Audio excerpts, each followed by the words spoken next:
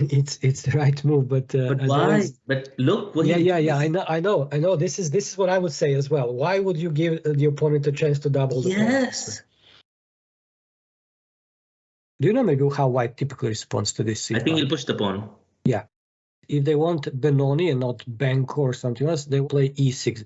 Takes and white takes. So white is claiming more space with his pawn on d5. Why wouldn't he push this here? Okay, then he can't actually protect it. That's fine. Okay, so let's just go back, kill that line. Yes, and black takes and white takes with the pawn. Okay. And we get this pawn to d6, similar trio as before, you see. Beautiful, I love it. Okay. It's called Benoni formation. We know what to do first. We need to take care of our king. In order to take care of our king, we need to develop our bishop first. What would you say, what's best for the bishop on dark squares for black? Firstly, I think this is it a bad structure for black? It seems like he's taken more space, he's cramped our pieces, it's more difficult for us to develop. Is that a true statement? But you will see that there is some power behind this formation. Okay, let's do it. Let's learn. Okay. First, with the bishop on the king side. Okay, what two things I can do? I'm thinking I move the pawn there and fianchetto to it and then castle. That's one. Because here it's not so good. It's like quite, castle. I don't like this. Yeah. There is a beautiful diagonal because these pawns are controlling dark squares and it's nothing that can come there, and the bishop is really nicely placed on g7. Okay. But it's white's turn. We're going to go with d4, defending the pawn in the center on d5 and also preparing further to develop.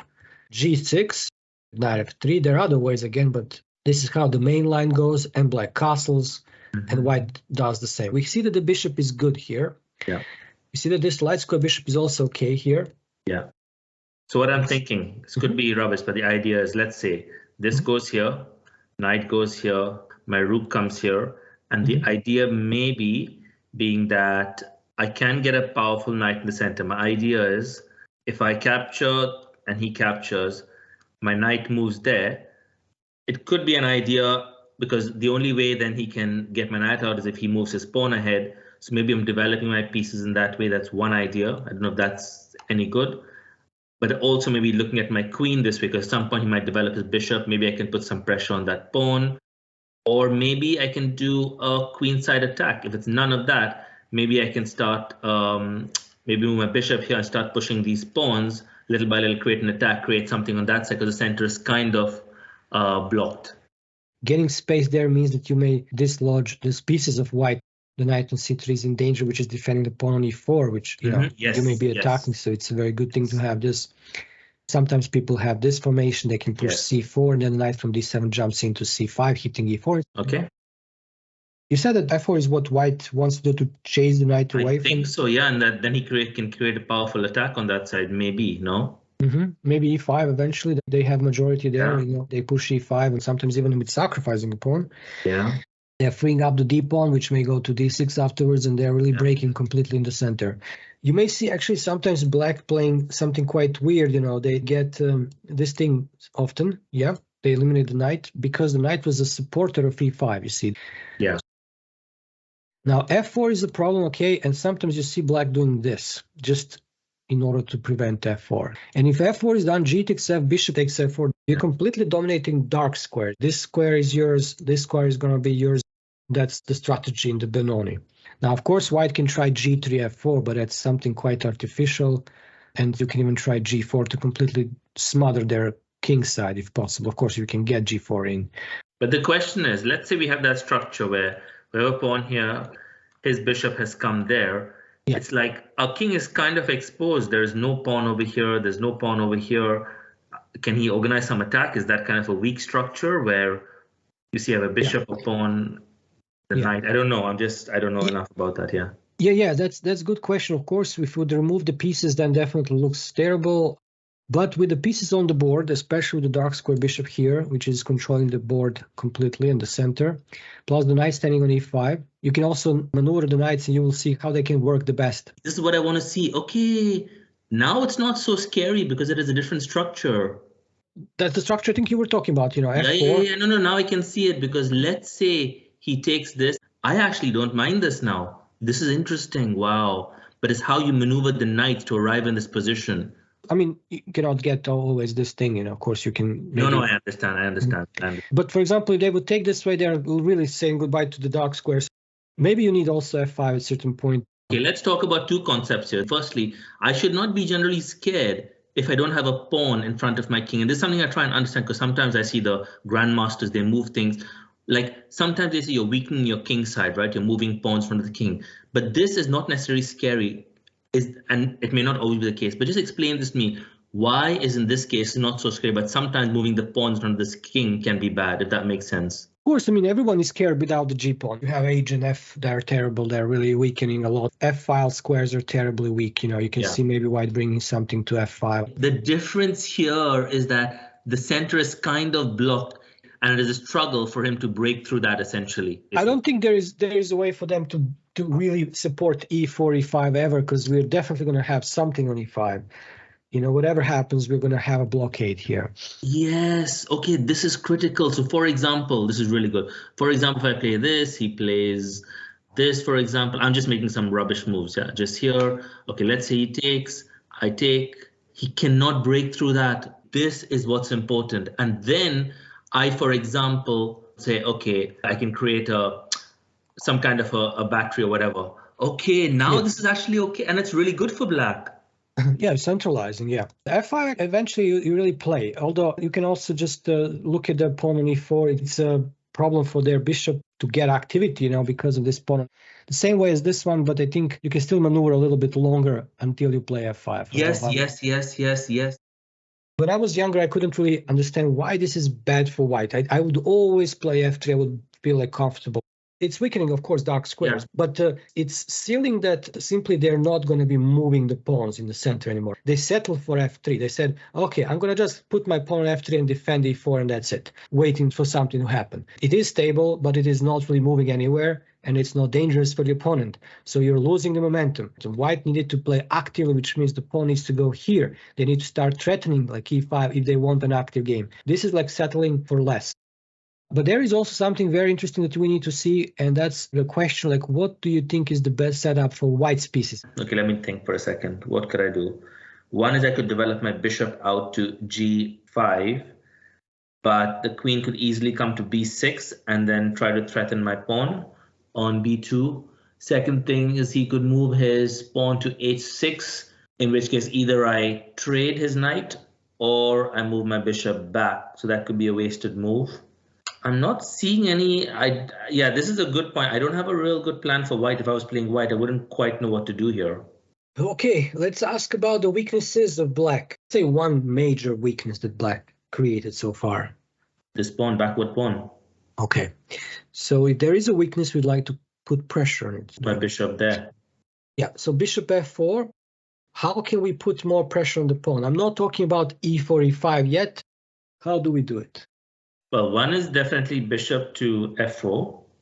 And now I want to apply more pressure to D6. Oh my God. Knight. Have you seen that kind of maneuver before? No, but now I just saw it and you mentioned it. And if they force black to play like this, it's already a good sign. This is like a passive move.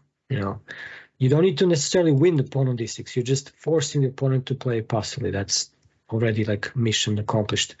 You want after bishop F4 also to have H3 and to keep the bishop on this diagonal. Got it. You brought an important point here, because when I was reading this week, I read a lot about pawn structure where they talked about you must know when to do a break. To do a break, you must be fully prepared. And this is a classic example. All the pieces well prepared, castle, knight there, push the pawn. Yes.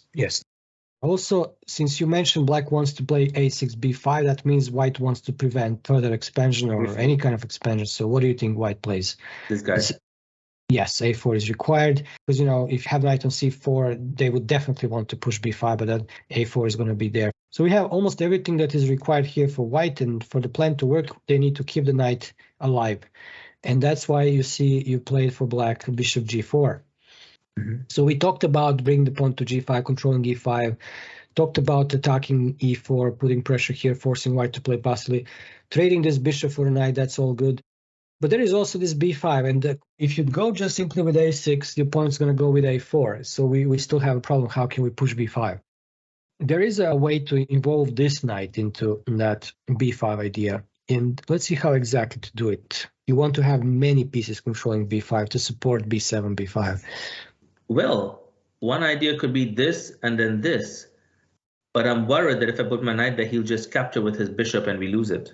I understand that concern. Okay, got it. Would you agree that the knight moving here is not the right move? It's the right move, but as why? always, But look what yeah. I know. This is what I would say as well. Why would you give the opponent a chance to double the point? Yes. It's the most difficult, I think, part for me to explain. I was thinking how to do it. This actually is supposed to be very good for black. This is not only in Benoni. Okay, let's talk about it. It's actually something that can happen even on the king side, which is even crazier. On the queen side, it should be fine. Okay. You get the b file open. You have great control and a lot of space on the queen side thanks to this semi-open b file. And this pawn also plays a certain role. Like I can see the bishop coming here, for example. Or if they want to stop you from doing that, playing a4, you get the b4 square for your rook suddenly. So you get a lot of dynamic play in exchange for what you gave. Light squares also critically weak. You can play a5, bishop a6. For example, whatever they think of putting knight on c4, they would not feel safe. I think bishop d7, bishop 5 probably is better. If they take, it's even better for us. We started with less space. Now with b takes a, first of all, one pair of minor pieces is gone. That's good for us. And also we got a lot of space now suddenly on the queen side. Even if you lose one of those two pawns, it's still fine. I don't know if you have seen that Benko gambit. Yes, I've seen it. Like you are down the pawn, but it's still good because you have initiative going on the queen side. In the Benko, you get two semi-open files. Here we got one, but we're still with the same number of pawns. So it's not bad.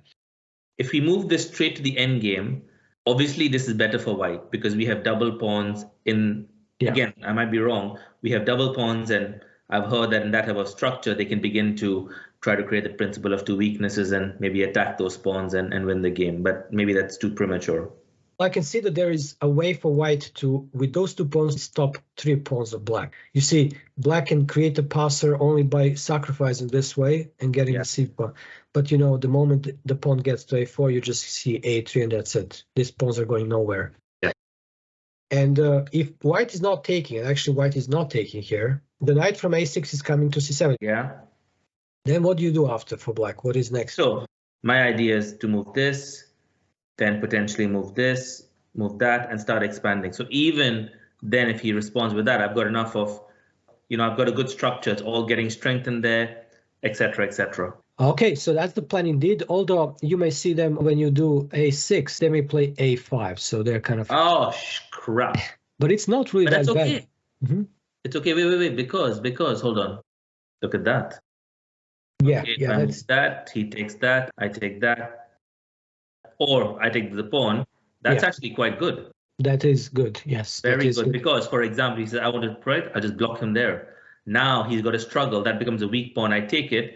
For example, if he tries something like that, I just take this and start building up something on the queen side. So let's say the queen goes there, etc. Now I've got the control of the open file. Oh boy. And then I start pushing my pawn, something like this. Yeah, you notice this b5, very good. But even when a5 and a6 is there with the rook on b8, you can even try anyway b5. If they take a takes b, rook takes b6, is still okay for black. This is quite strange. This pressure along the b file together again that we talked about before with double pawns, it's happening again. You do have a weak pawn on a6 because now the a file is open, but it's very good still for black. Yeah. Now, if you want to avoid that, a little bit slower approach is to prevent a5 and then continue with the idea of b5. How do you do that?